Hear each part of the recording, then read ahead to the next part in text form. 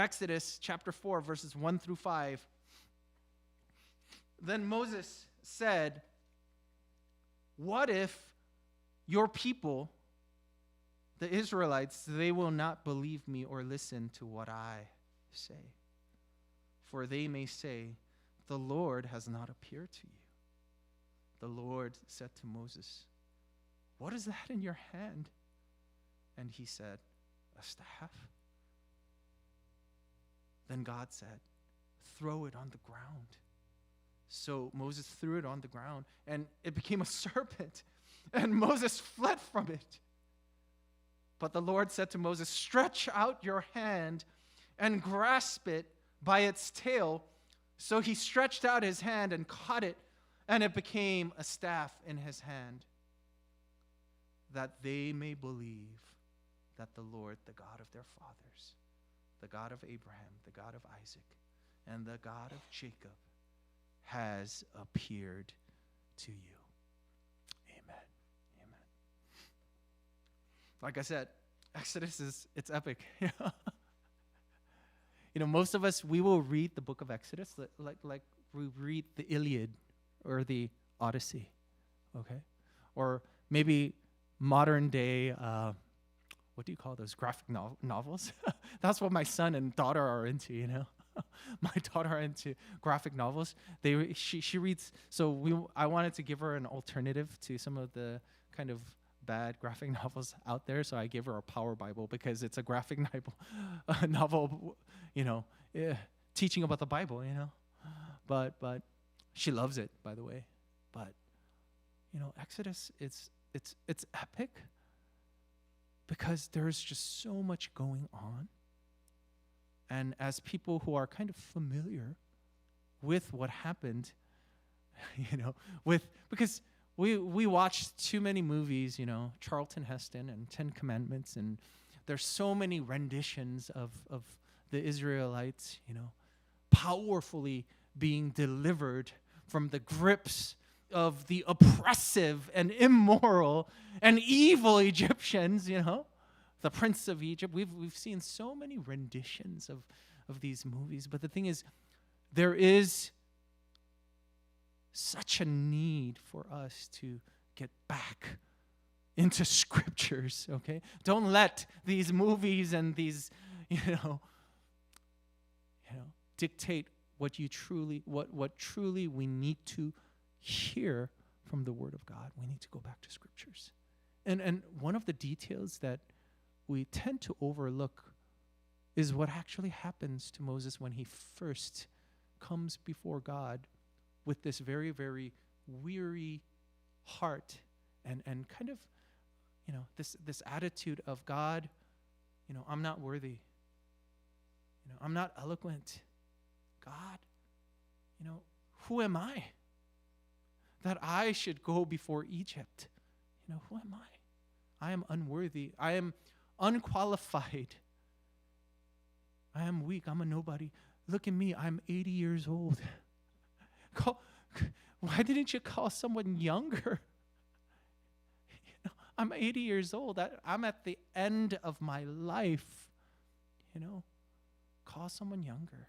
Call someone more capable. But Moses came, God came, appeared to Moses in the burning bush in Mount Sinai, and he says, I want you to go. It is you who I want. It is you who I want to go. I have chosen you. I have chosen you. Most people think, hey, Moses here, of course, he's going to make the same usual excuses. Moses, contrary to what we might, think, Moses was actually eloquent, he was. Yeah. He was very eloquent. It was impossible for him to have lived 40 years, most of his, high life, so to speak, his prime years as a prince of Egypt. Impossible. Yeah. He was highly educated, highly trained, growing up in the royal courts of Egypt at the height of its civilization. Yeah. So when Moses was saying to God, God, who am I? I'm a nobody. Yeah. Who am I? Yeah. And he makes a legitimate argument here. It's like, why is Moses saying this? In verse 1, he says, then Moses said to God, he said, what if your people, the people of Israel, if they don't believe me? What if, they will say, what if they don't listen to what I have to say? For they may say, the Lord has not appeared to you. You know what Moses is saying? It's very practical. And it's very reasonable. You know why? Because God did not speak to the Israelites since the days of Jacob and Joseph for over 500 years. For generations and for generations. It's like when God called Martin Luther, and say, I have seen the corruption of my church, and I am going to call you to bring about this grand revival. Yeah. And since then, there has been a little spark here and there, But the thing is, most of us, in terms of God speaking loudly and clearly to a man named Martin Luther and says, I have heard the cries of my people, and I am calling you to bring reformation to my church. For 500 years, for generations and generations, the people of Israel, the 12 tribes, they were getting married, they were having families, they were having children, they were becoming prosperous in the land of Goshen. And they were making an impact on society. They were becoming so famous and so powerful. And they were, it says in the book of, it says in the first couple chapters in the book of Exodus, they were becoming numerous. Yeah. It was God's promise to Abraham. Your descendants are going to be as numerous like the grain of sand along the seashore. Yeah. And back then, children meant power. Yeah. Unlike us today, when I can't have kids, how can I afford to have children? In my lifetime, they're going to cost me like $2 million to raise them. I cannot have children, God. Forget that, God. One is enough, One is a headache as it is. Back then, children were a blessing. They were a source not only of God's blessing, but they were also a source of God's judgment. And wiser people knew that, because at many times in our lives as parents, we need our children to be our pure judges, to be the mouthpiece of God, to speak to us and put us in our place, sometimes, Because from the mouth of babes will come truth many times, over and over again, because we've become so jaded and disillusioned by the ways of this world. But back then, they were having children. And those children, they knew they were blessings. They will be your inheritance. It's not like, oh no, if I have a kid, I have to do mutual funds, I have to do stocks, and I have to build a portfolio. Why? Because once they go to college, I'm going to have to spend $200,000 at least to send them to college, So we're so worried, not knowing that 30, 40 years ago, that very same investment is going to destroy our kids because they don't know the value of a relationship with God, because they're so busy having a relationship with the mutual fund that their parents gave to them, prepared for them. See, it's very different. The ideals and the values. And God bless them. The thing is, the same thing that happens to our kids happened to the kids of Israel, you know. They forgot. Children, grandchildren, great-grandchildren, they slowly started to, you know, the good life of, you know, along the Nile. Oh, it got to the children of the Israelites. It's like the children next to Huntington and Laguna Beach, like, oh, the high life, man. Surf's up. And they started to live it up. Yeah. Because the Nile was, it was fertile. You know? The life was God. And they started to forget who they were as God's people. And what happened was, it's so interesting. The very blessing that God said, your children would multiply. You will be a force to reckon with. That actually, in turn, became the very curse that enslaved them. Why? Because the leaders of Egypt started to see that the Israelites were multiplying. Their population was growing. And of course, as a politician, it's like, oh no. You know, I got to look out for my people. You know? You think politicians aren't the same now as back then? And who do you think they got their, you know, tactics from, strategies from? They knew. It's the same thing. So Pharaoh saw that the children of Jacob and Joseph were multiplying. Yeah. And God used that as a curse because why? The more God blessed them, what happened? They started to turn away from God and looked to the idols of Egypt. Yeah. We think of idolatry as this high mystical shamanism. No. It's always distractions that lead us away from God. Yeah. From His promises, His word. And so the Israelites started to become like the Egyptians. Their fashion, their design. Oh my God. After all, look what happened to Moses.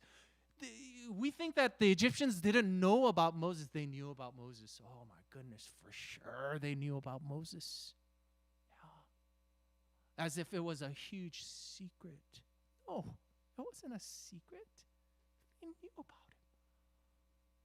The princess, you know, the princess of Pharaoh, yeah, taking in this, you know, this son, this baby, you know, of a, you know, Hebrew slave, yeah, and taking him on and raising him. They knew. Yeah. And they slowly started to forget God's blessing, God's presence, providence in their lives. And what's so interesting is Pharaoh saw that they were growing numerous. He knew.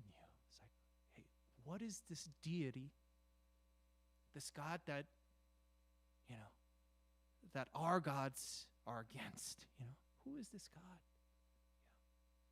Yeah. And he started to what?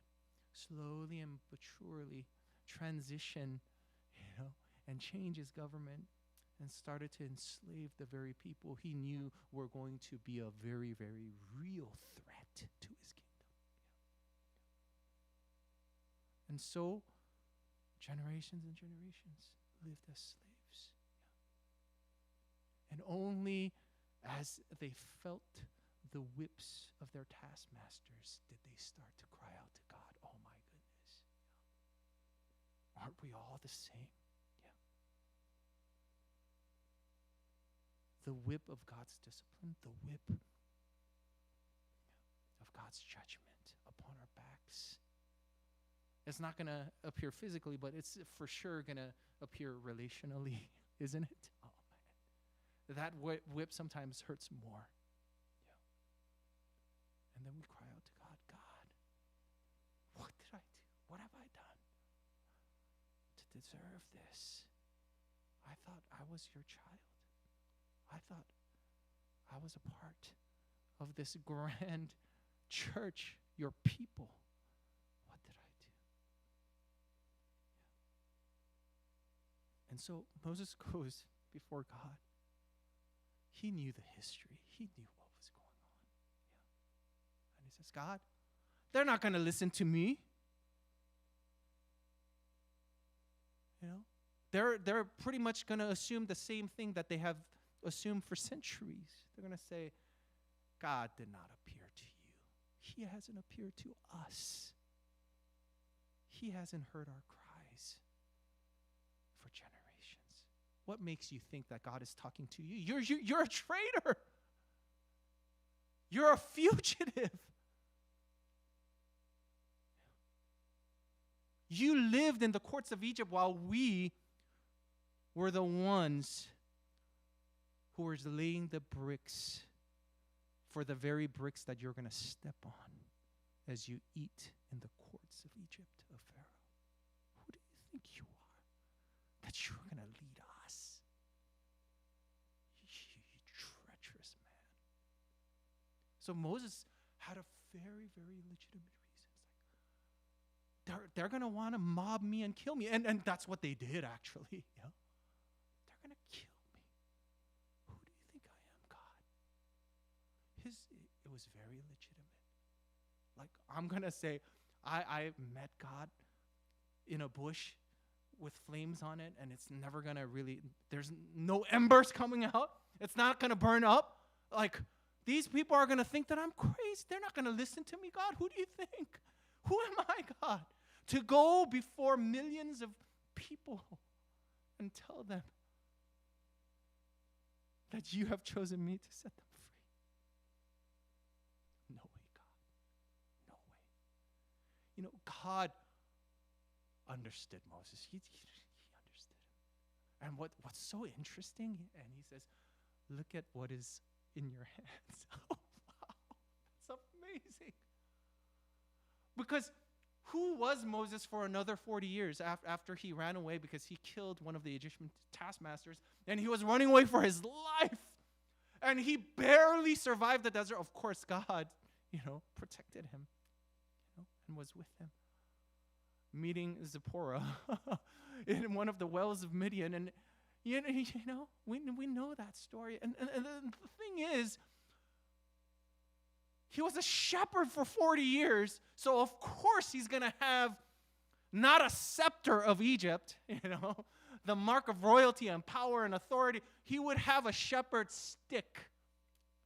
Yeah. And God says, look at what's on your hand. Because to Moses, it was obvious. It's like, oh, this is nothing. No.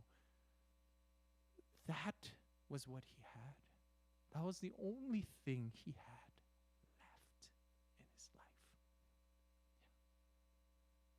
What is in your hand? What is in your hand, Moses? What's so amazing is what follows after is it's amazing because God says, throw it on the ground. It's like, what are you telling me to throw it on the ground? And God transforms that rod into a serpent. And it's kind of funny what pursues, because it's his knee-jerk reaction, almost a natural reaction. Because why? He's been living in the desert for 40 years. He knows what to do. It's like when you see a poisonous serpent, you run from it, okay? And even more so, he didn't have his staff. Because the very staff that he would use to kill that serpent became a serpent. So what are you going to do? He had nothing less. He was defenseless. So he literally fled from the serpent. And that was the right thing to do. Why? Because he was a shepherd for 40 years. He was fighting off serpents and wild beasts for 40 years, tending the flocks of Midian. Yeah. So he was a wild man. He knew how to handle snakes. And so what's so funny is, because he knew how to handle snakes, He knew that the very next thing that God told him to do was exactly the opposite thing that he should be doing. Why? Yeah. Remember the crocodile hunter? Yeah. What did he tell you when you guys were young? When we were young, he says, never grab a serpent by its what? Tail. Never. Because it will strike you before you could even get close. Yeah. Because Moses knew he's going to use that staff to what? Strike the head of that serpent. But God said exactly the opposite.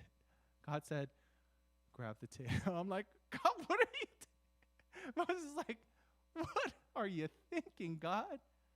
Grab the tail. But Moses obeyed. See, that's the difference, I think. Yeah. That is the reason why Moses appeared in the Mount of Transfiguration, right next to Elijah. Yeah. That's where Moses' faith kicked in. It's like, Moses wasn't that great. Look at him, he's a coward. No, he wasn't. He was a man of faith. Against every intuition, he grabbed the tail because God commanded him to do it. Knowing full well that he's probably going to die in like a few minutes, poisoned by a serpent. Knowing full well. But when he grabbed the tail, what happened? It turned back into a shepherd's rod. That's who God is. God is a God who uses something that we will think completely the opposite of. And he will use it to reveal himself to us. Because Moses, you would think, it's like, I will give you Aaron to be, your helper. Remember that? But we know what happens to Aaron, don't we? Because Aaron was Moses' brother, yeah? And God says, you know what? I'm going to, because you're still doubting me, because you're still doubting your calling, you're still doubting the fact that all you need is that I will be with you. Yeah? That's the promise. I will be with you wherever you go. But since you still doubt that and you still need a physical reminder that I'm with you, I'm going to give you your brother because, yeah, your brother was with you. But the thing is, the very brother that you think is going to be with you and provide a source of comfort and confidence, whatever, he's going to be the very one who's going to betray you, actually. Because Aaron, actually, when Moses was gone, what happened? Aaron was the one who fashioned the golden calf and led the people to worship the idol. Yeah. When Moses was gone, Aaron started to,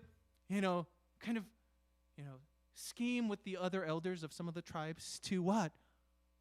Mutiny against Moses.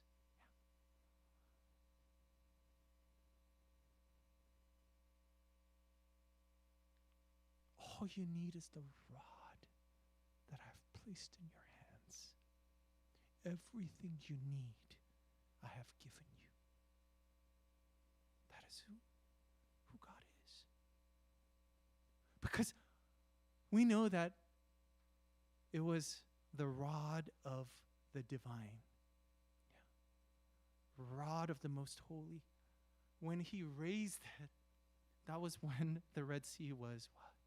Divided. Yeah. When he struck the rock, that water was provided. Yeah.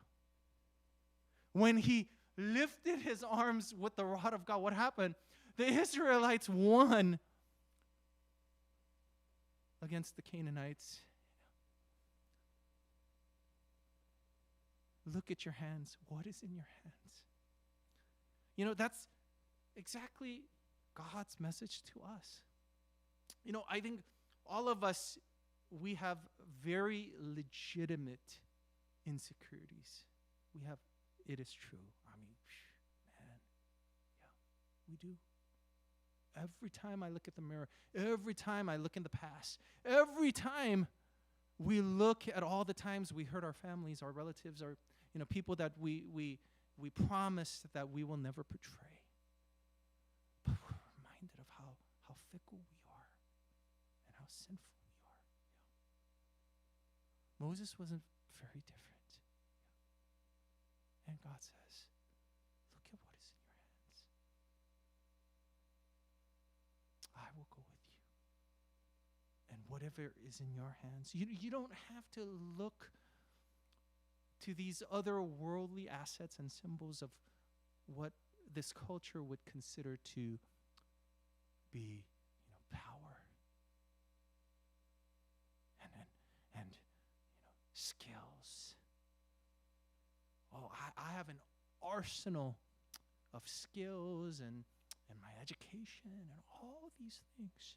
But the thing is, many times aren't those the very things that prevent us from being fully available to God? Yeah. Those are the very things that stop us. Why?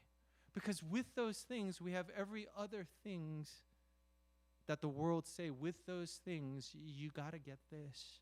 You got to achieve this. It's a non-stop cycle of our own assets, our own skills, our own accomplishments, building up not glory for God, but glory for ourselves. And God really wanted to show Moses, hey, all you need is my presence. All you need is that I go with you. All you need is that you come before me and you walk with me.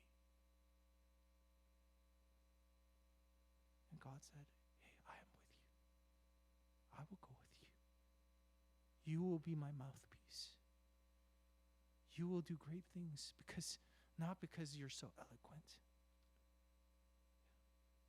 but because whatever you have in your life, I have placed them. Yeah. Your past, your regrets, your failures, all those things that you've allowed to pile up, defining who you are, setting you back, pulling you back from becoming what I have called you to be. So God calls us. Mind you, we're probably far short of where Moses was, yeah? But most likely it's because we weren't weathered, we weren't trained, we weren't allowed to go through the fiery gauntlet of the desert, yeah, for 40 years. God pruned Moses, man. Yeah. And God probably is going to prune most of us.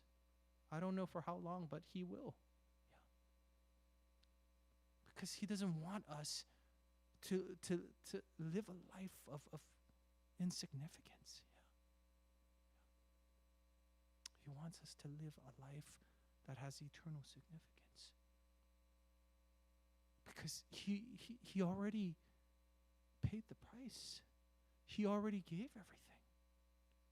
He has already set into motion everything that needs to be set in motion so that our lives can truly be transformed. Our hearts, our minds, our aspirations, our point of view, our worldview. You know, Moses, remember at the very beginning, I said, you know, at the Mount of Transfiguration, it's amazing because there's only two people. And the Mount of Transfiguration was when, you know, it was when, it's all about Jesus, actually. It is all about Jesus. Why? Because at the height of Jesus' ministry, there were so many people who still doubted, you know. And it's amazing because God appeared, you know, to all the disciples, to the people who were all there, and he appeared as pure light of power. And he appeared as a voice, okay? No one could really see what was going on, but they heard a powerful voice, yeah? And God appeared, and the Spirit like a dove descended upon Jesus, and a voice rang out saying, "This is my Son, whom I love. Listen to him." Yeah. And before them, do you know who they saw? The apostles. They saw Elijah and Moses standing next to Jesus, you know? I was like, how did they truly know that it was Moses and Elijah? You know, I kind of wondered, you know? It's like, you know? But Moses was there. Yeah. And God, you know, these were the great prophets, I mean, that appeared, yeah, at the most key and significant transitional times in the history, biblical history. Yeah? And God was really, this is the final key. This is my final blessing. He is the final blessing, my son. Yeah. And Moses had that honor. Yeah. Isn't that amazing? Yeah. Yeah. You know, Moses and Elijah standing before Jesus, we think that it's this grand spectacle. Yeah. But the thing is, that very position is something actually you and I have this honor and prestige of actually holding, actually, because of the Holy Spirit in our lives. Yeah. That we get to stand next to Christ in all of his glory. Yeah. Yeah. Yeah. In all of his glory. Yeah. We get to stand before God as people who have been redeemed. So that we are able to, look at what is in our hands and say, God, whatever you've given me is enough. Yeah. Whatever you have provided in my experiences, in my entire life, it is enough, God. You have a divine reason and a purpose. You have called me. And I will go. And I will go. And Moses answered that call. Yeah. Yeah. And God will stand with us. There, the Egyptian army, Pharaoh, all of that. A lot of our lives, it's going to be this grand adventure, honestly. And I say this with the utmost positivity. But all of life is this grand adventure of, walking with Christ through the valleys and through, the hills, living life together. I encourage you, heed the call and step out in faith and look to what God has given to us in our hands. Let's go ahead and pray.